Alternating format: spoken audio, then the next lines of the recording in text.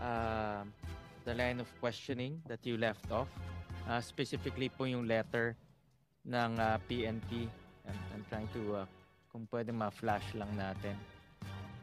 Mahalaga po itong letter na ito dahil yung kaninang letter. Yan. Mahalaga po itong letter na ito dahil as early as 2001, meron nang na-detect ang PNP CIDG na merong illegal detention, cyber-related criminal activities, prostitution, illegal drug use involving Chinese nationals residing in Royal Hotel located in Pulong Maba, Barangay Santa Cruz, Porac. Kung makikita ho natin as early as 2021, yung mga criminal activities doon, parehong-pareho kung ano yung nakita natin ngayon. Exactly the same. Illegal detention, cyber-related criminal activities, prostitution. May nakita rin illegal drugs at that time nung nag-grade this year. So, in 2021, meron nang nangyayari dyan na ganyan na problema. No? Pero pinalampas lang ito until 2024. 4 years after. So, ganun kahaba pinalampas itong criminal activities dito sa Porac at dito sa Royal Hotel that is located in Porac. Gusto ko itanong si Major Josmilio. Kayo nagpadala nitong letter, Major? Yes, Your Honor. Ano ang nag-udyok sa inyo para ipadala itong letter na ito? Base po sa naalala ko, Your Honor, nag-assume po ako as Provincial Officer of the CIDG Pampanga June 2021. And then, meron pong walk-in informant na in-entertain po kami sa aming opisina alleging yung illegal activities sa Royal Hotel, which I believe ngayon ay Aramis Hotel. Accordingly, meron pong cryptocurrency investment scam, serious illegal detention, human trafficking, and illegal drugs activities. Doon po sa hotel na yon. Kaya as part of our case build-up, minabuti po namin na sumulat sa LGU in order to verify and obtain documents, material sa aming investigation. Mr. Chairman, wala pong Aramis. With due respect po. Mayor, mamaya na po kasi nagtatanong pa po si Senator. Yeah, meron tayong procedures, Mayor. You'll be recognized later.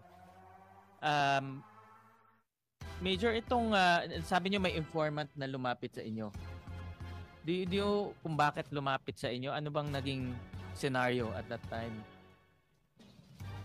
Informant o ma-victim? Ano bang lumapit sa inyo?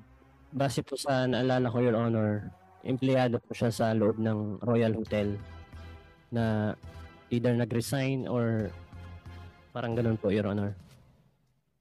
And then, nakita ko dito sa letter nyo na pinadala kay Mayor Capil in 2021, humingi kayo ng mga documents, particularly sa business permit section. Yes, Your Honor. And then, sabi nyo rin kanina, sa base sa tanong ng ating chairperson, na to the best of your ability, best of your memory, hindi kayo walang reply from the local government unit. If my memory serves me right, Your Honor, wala kaming na-receive na reply. Did you check your records kung merong any reply, any communication from the business permit section of the LGU? Kasi kung ikaw ang business permit head at ito naka-address to kay Mayor at ang pinag-uusapan dito krimen, wala nang kaduda-duda, dapat diretso sa lamesa ni Mayor to di ba? Hindi mo na pwedeng ito go through the normal process pa receive. Diretsuhin mo na kay Mayor to dahil we're talking about illegal detention, prostitution, illegal drugs, no? So from your background check and also from your records, meron bang any communication from the LGU? Nalagay ko po, Your Honor, wala. Kasi nag-resort po kami sa nakapag-contact doon sa victim nung wala po kaming ma-receive na reply from the LGU, since the offense involved ay estafa. We tried to communicate with the victims para magamit namin sila, Your Honor, mag-testify sa court. Na-contact niyo ba yung victim after that? Na-contact po namin, Your Honor, but the problem is yung po mga biktima ay mga foreign nationals living abroad, and at that time ay pandemic po, yung travel restriction, hindi sila makapunta dito sa Pilipinas. So nag-reach out kayo dito sa mga biktima. Ito yung mga nagsumbong sa inyo. No, Your Honor, yung pong CSR representative ng na nagtatrabaho sa Lucky South 99. Diba sabi mo kanina may Pinoy na dating nagtatrabaho na nagsumbong? Yes po, yun po yung walking informant. Foreigner siya, local? Pinay po, Pinay.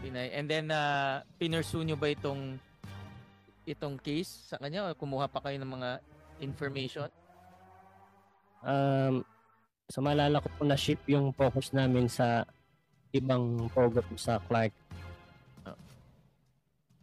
Pero itong particular letter, wala nang subsequent action. May mga subsequent action po ba ito? Nung hindi po namin ma-convince yung biktima na magpunta sa Pilipinas para mag-file ng complaint, na natabunan na po. Hindi na, nawala na po sa focus. Okay. And then, based dito sa mga records, ang next action na ng LGU is itong 2023 inspection. So, Mayor Kapil, bakit ang tagal from 2021 to 2023? Una, nasabi nyo kanina, hindi nyo alam itong letter. No? To be honest, that's a very convenient excuse. No? Madaling sabihin na hindi natin alam. Pero kung ganitong kahalagang sulat, dapat nasa lamesa na ito ni Mayor. At ang tanong ko, this was directed to your business permit office, no? Tama po ba?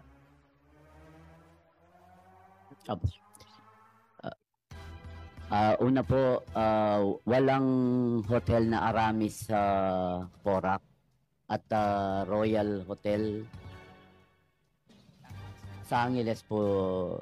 Yun, Your Honor. Let's not be too technical, Mayor. Masyado tayong nagte-technical no? May sulat to, address sa inyo, nasa Porac, may illegal detention, may cyber-related criminal activities.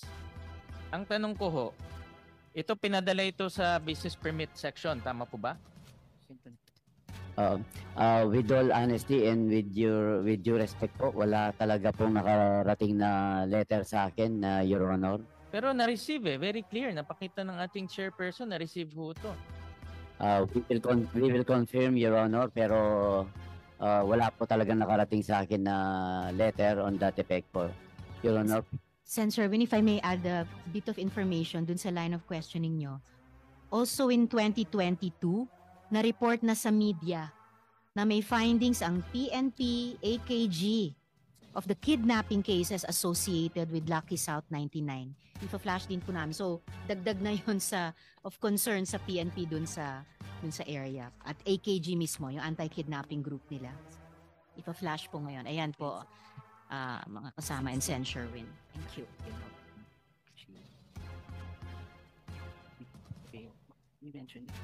So, parang, to be honest, Mayor, parang napaka-convenient naman sabihin na hindi natin wala tayong natanggap na ganitong letter. Makikita natin yung letter, napakahalaga yung letter. Kaya parang para sa akin, napaka-convenient excuse, hindi ho natin alam na may ganitong letter.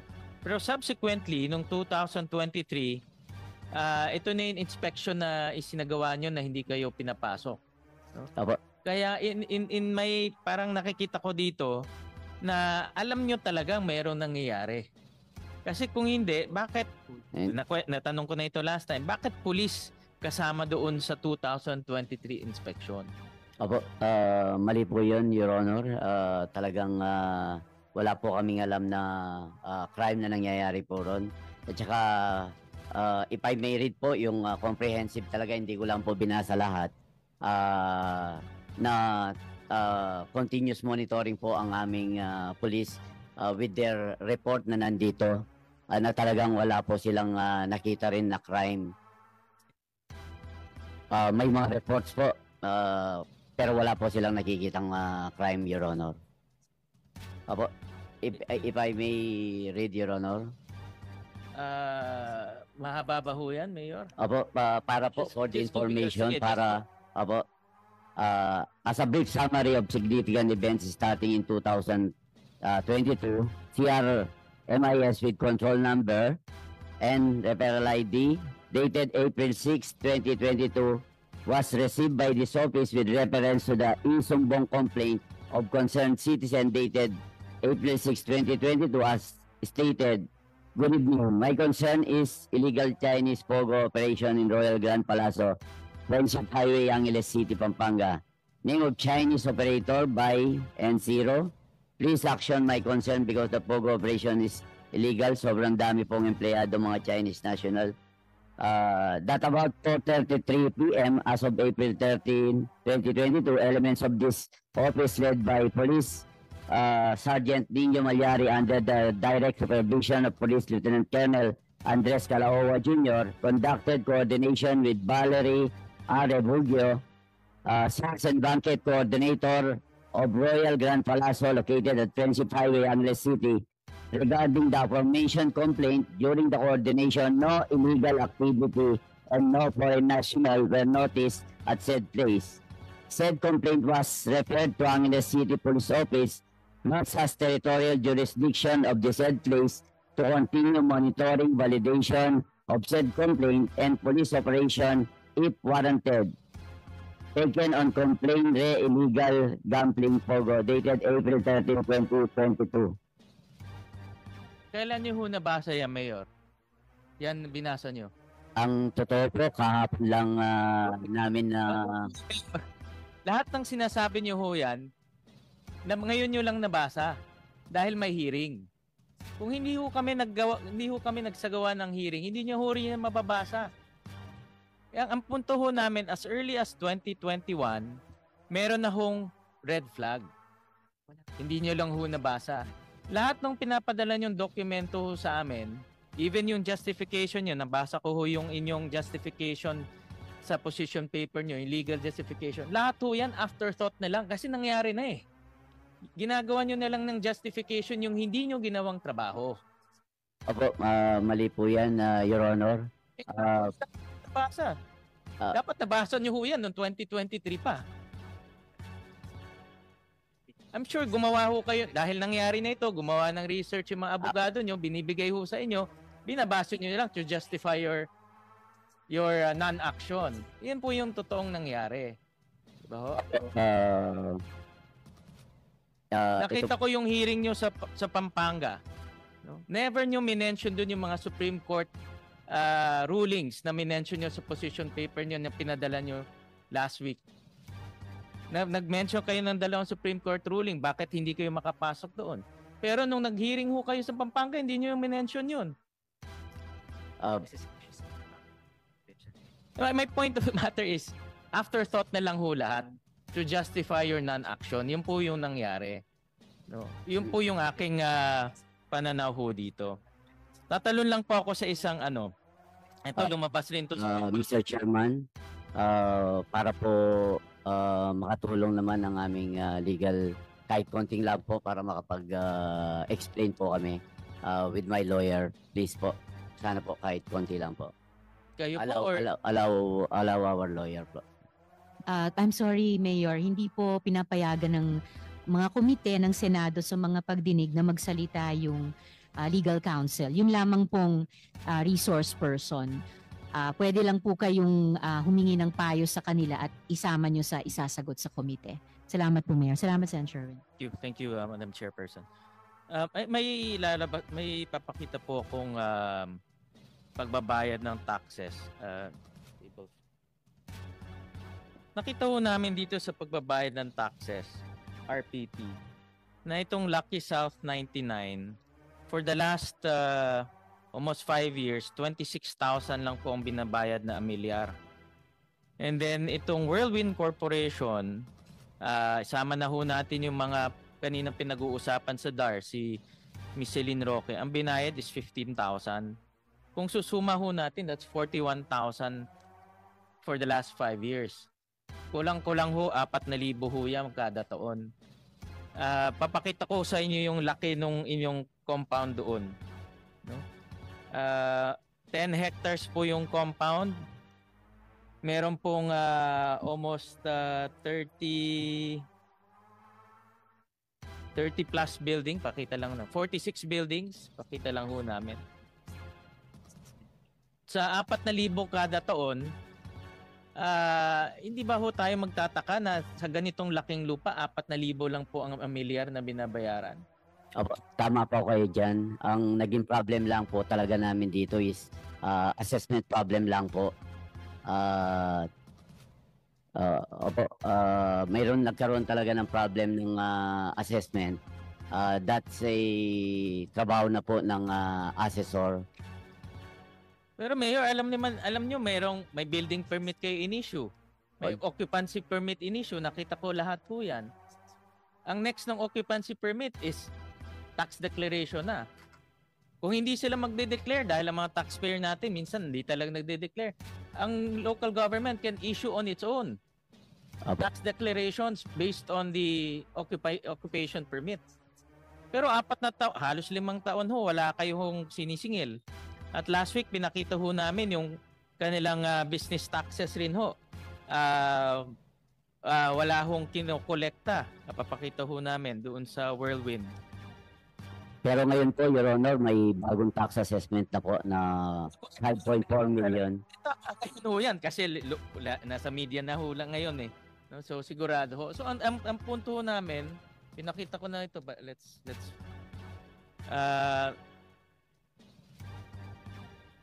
nasaan yung tax yung sa business permit? Your Honor, the duties and responsibilities of a local chief executive under the Section 444 is general supervision and control. Meron po kaming mga department heads na siya ang may technical supervision, technical knowledge po with regards to this assessment.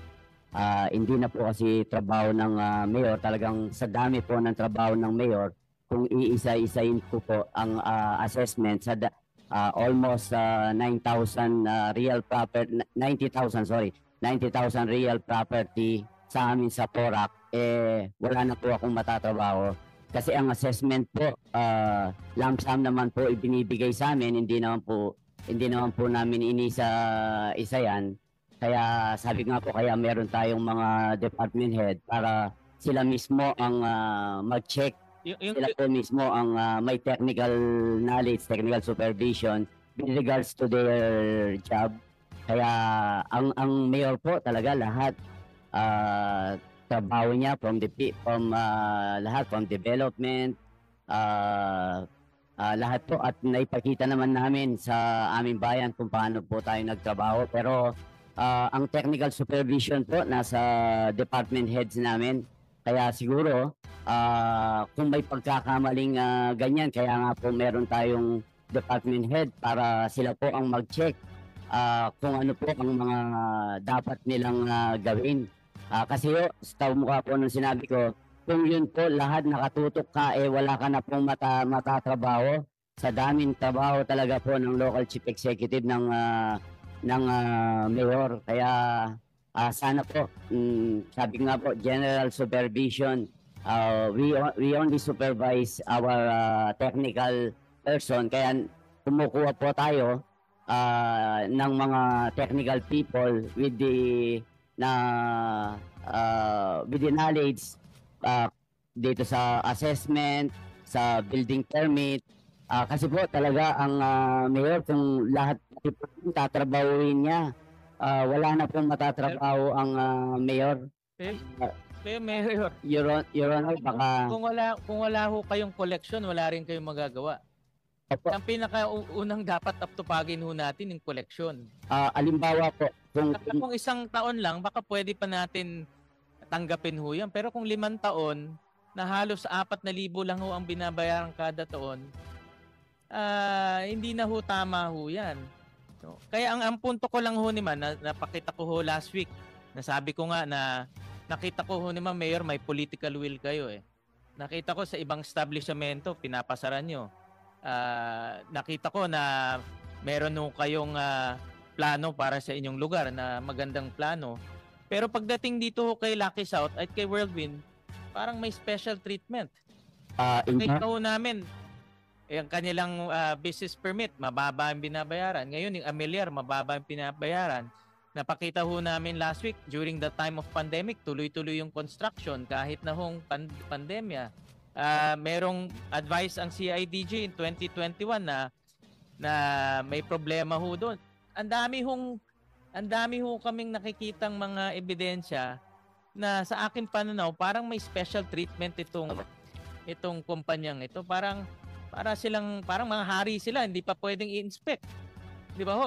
Kayo na ho nagsabi na hindi i-inspect. Sila na ho, sabi nga ni Vice Governor Pineda, sila na yung dayuhan, sila na yung investor, sila pa yung hari.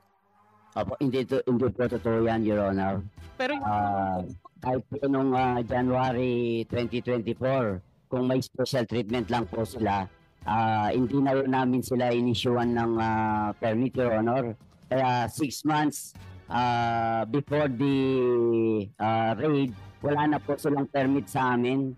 Kaya sana po ma-consider ninyo na wala po sa amin, kahit malaki ka pang business, kahit maliit, wala pong special treatment sa amin. Pag hindi ka sumunod sa aming regulasyon, hindi ka namin i-issuean ng permit basta't may violation ka, Your Honor. anyways, yun po yung base sa mga records at base. Marami pong violation na yan sa amin, 2023 pa. Kaya hindi na po namin renew, Your Honor. Kasi yun nga po, pwede naman namin sanang palampasin na bigyan sila ng permit, pero hindi po namin ginawa, Your Honor. 4 na taon na ho silang kumikita, 4 na taon na ho silang may illegal activities, 4 na taon na ho sila merong prostitution, illegal drugs. Pagbibigyan pa ng 1 taon to, talagang nakakahiya na ho yan. Ang totoo, walang nare-report na criminality sa amin, Your Honor. Taliwas ho yan doon. We can supplement the report of the PNP, Your Honor. We will pass it to you para po makita nyo po ang report nila. Pero Mayor, ulitin ko, lahat ho yan nabasa nyo ngayon lang. Inamin nyo ho kanina, yung report na binasa nyo kanina, nabasa nyo lang ho kahapon. Bakit hindi nyo 2023 nabasa? Kung 2023, nabasa nyo na ho yan. Intelligence report po ito, Your Honor. Kaya hindi naman po rin i-report sa amin ng PNP. Meron ho kayo kung intelligence report. Kung intelligence report ho yan, ba't meron ho kayo ngayon? Actually, binigay lang po talaga sa amin ito na ng PNP. And it shows naman po kahit kahapon lang na talagang as per their investigation, wala po talaga silang nakikitang any criminalities, Your Honor. Anyways, Mayor, ito naman ay mga papeles at ebidensyang nakukuha ho namin at ito yung aming personal na pananaw ko ho to dahil nga nagtataka. Marami kami, hindi lang ho ako, marami hong nagtataka. Pati ho yung mga kababayan nyo sa Pampanga nagtataka paano ganito kalaking Pogo Hub na merong illegal detention, prostitution, torture, nakalampas ho ng ganito katagal na taon. At kaya nga yung letter ho kanina ni Major Hamilio, talagang magpapatunay na as early as 2021, meron na hong ganitong problema. Yan po yung patunay na, yan po yung ebidensya. Kaya hindi ho niyo maalis sa aming isipan kung paano umabot ng ganito katagal.